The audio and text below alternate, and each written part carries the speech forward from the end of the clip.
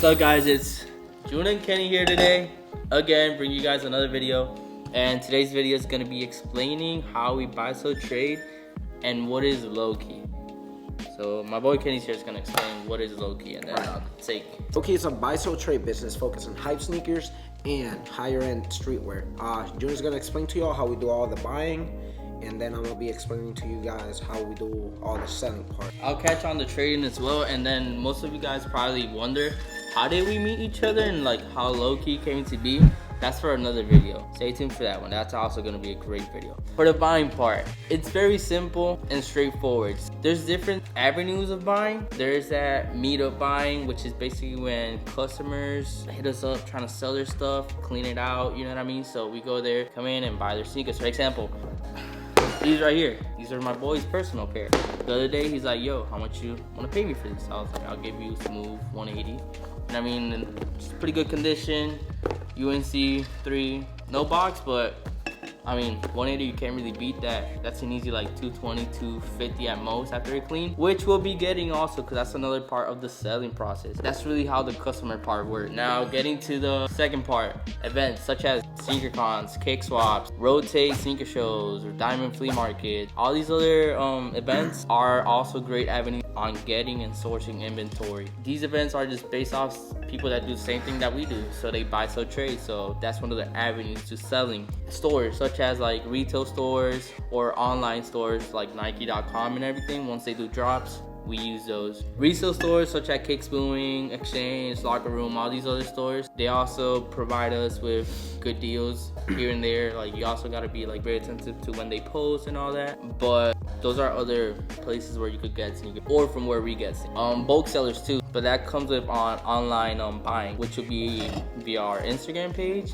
You just network with people around the country and just create bulk deals. You know, some people know us because of our crazy bulk deals, such as Travis Scott, Fragment Lows. We had a fight. Not gonna say anything, but there's more coming on the way.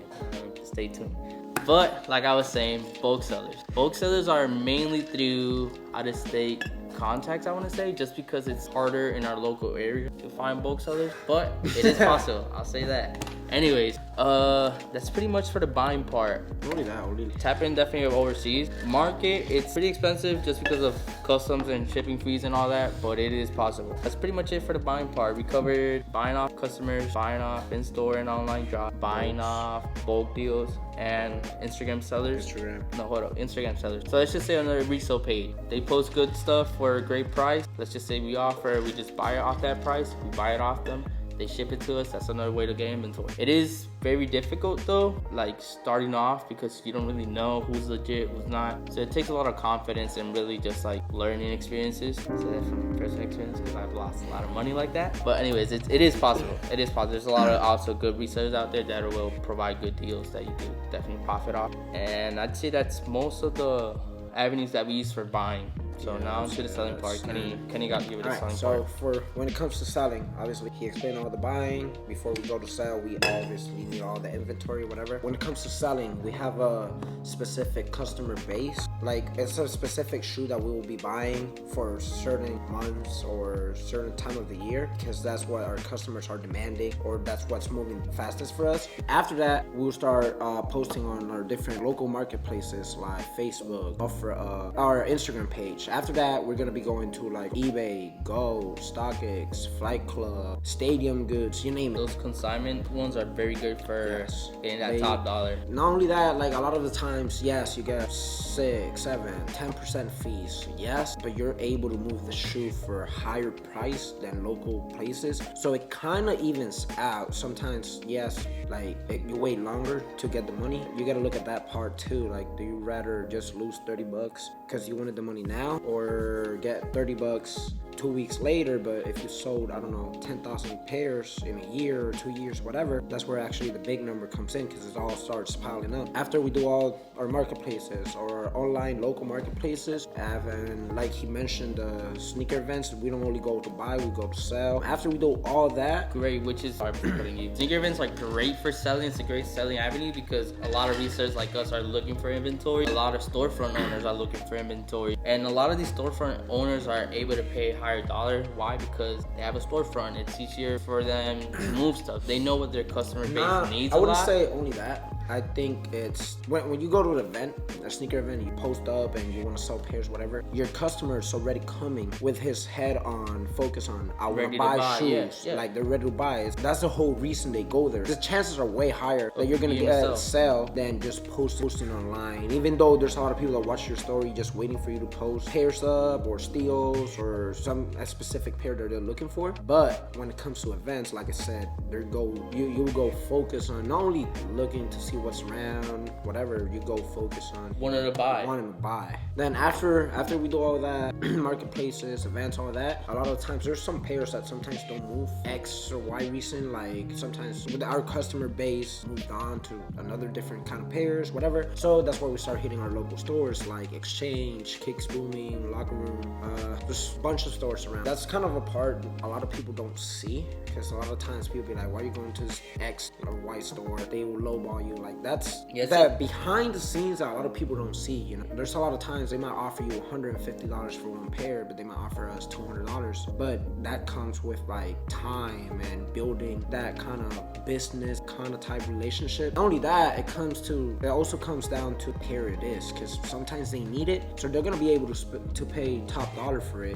Just because everybody's coming in and demanding. Like let's say Panda Dunk right now, it's a hot shoe, so it'll always go hot. That's a shoe that if market's $250, some stores might be able to pay $240 just for them to have it, so they can keep their customers happy. So that's a lot of things you gotta look into. Don't go, if a store, their biggest mover is Dunks and Retro 1s, don't go offering them Retro 3s, because they're gonna offer you some money, but they're not gonna offer you what you want, because it's just not a fast mover for. So that's where we start hitting different stores. It really all comes down to the simple law of it, supply and demand. That's literally all it is. There's a demand for certain sneakers, and you gotta meet with the supply. That's pretty much it for selling. We'll just get deeper into it eventually while we keep doing videos and you guys keep seeing how we do that. Again, buy, sell, trade, business. If there's anything also that we left out of those two aspects, comment them down below, because we definitely are open-minded and want to learn more when it comes to those avenues. Why? Because we're also always trying to expand ways to make money and bring that income in.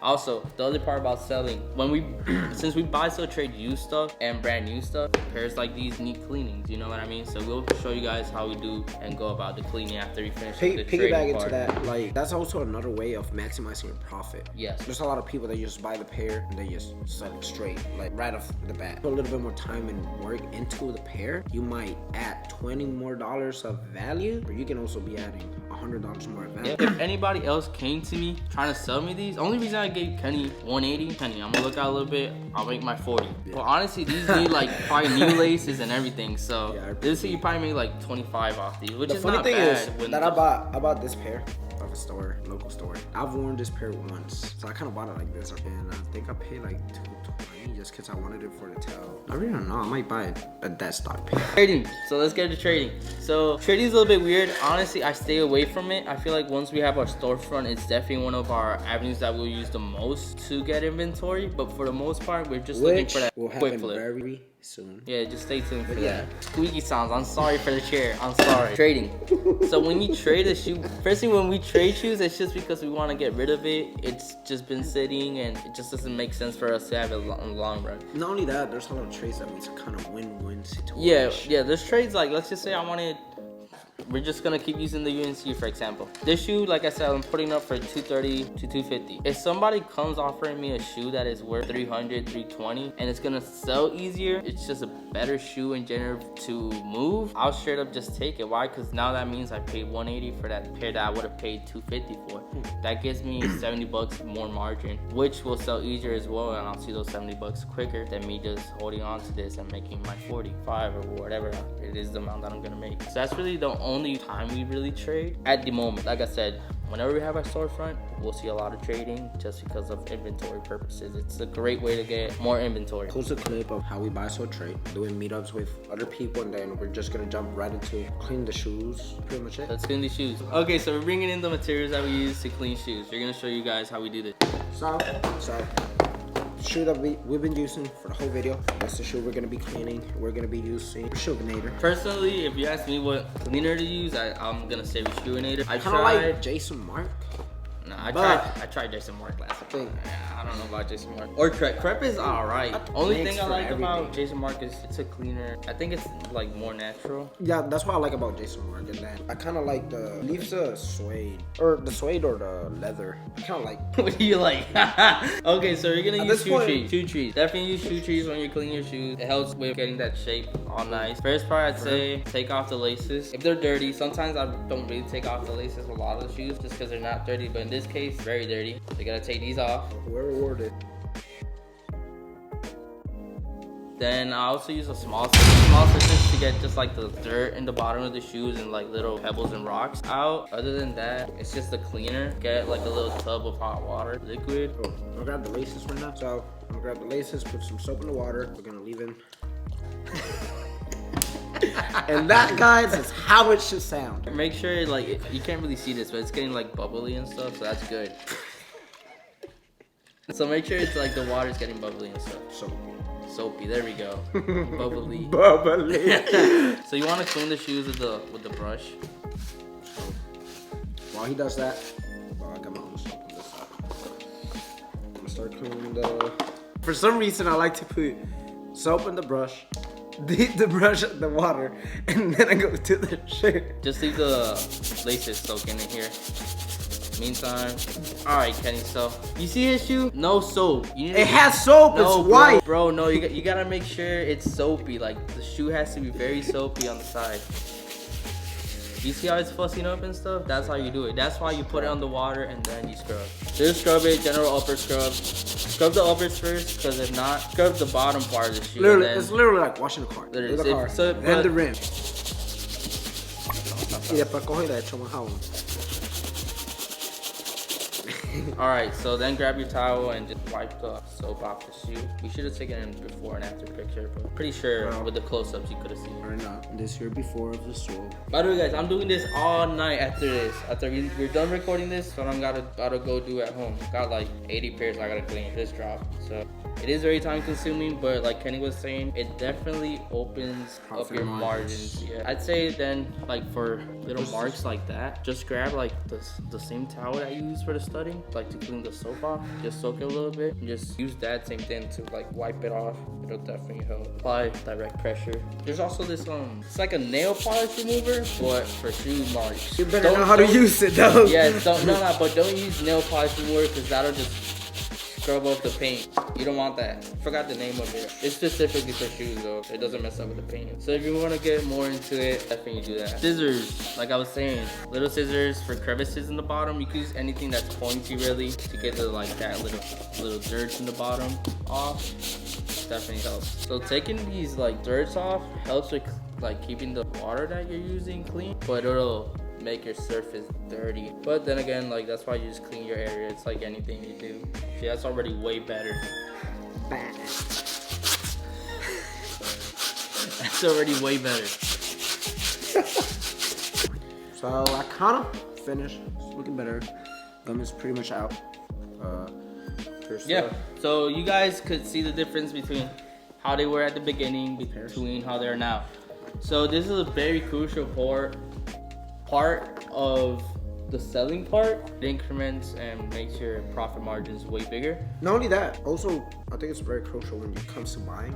Make sure that if you're buying a dirty shoe, it's something that you're gonna be able to clean. You would know if you're not able to clean it. You gotta make sure you pay a little bit lower because you're just gonna sell a stained shoe. So now it comes with how you, because honestly, a customer would rather have these clean shoes than the dirtier shoes. Second, it gives more value. Third, you make more profit. Yeah, and like me, and that's me in like personal opinion. Me personally, I don't like buying used shoes. You know who had them, who wore them, or whatever. I'm just very picky with what I buy used. If I buy a used pair and you're sending it to me and it's clean, like literally super clean, I would say this like fucking doesn't stink. 8.5 out of 10 condition wise, just because it has a little bit of starter loss, a little bit of heel drag. This is a shoe that I'm more likely going to buy just for simple fact that it's clean, and I know I'm buying a clean shoe. I know I'm buying something dirty, not stained with, I don't know, coffee, blood. I've seen the blood. Yeah, see a lot of those in Norfolk, you know what I'm saying? But anyways, like we were saying,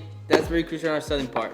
Other than that, if you got any other questions, so buying, selling, trading part, just DM us at Lowkeyva. Other than that, appreciate you guys. Make sure you like, comment, subscribe, share this video. Make sure you stay tuned for our next video dropping next week. Appreciate you guys. We're out.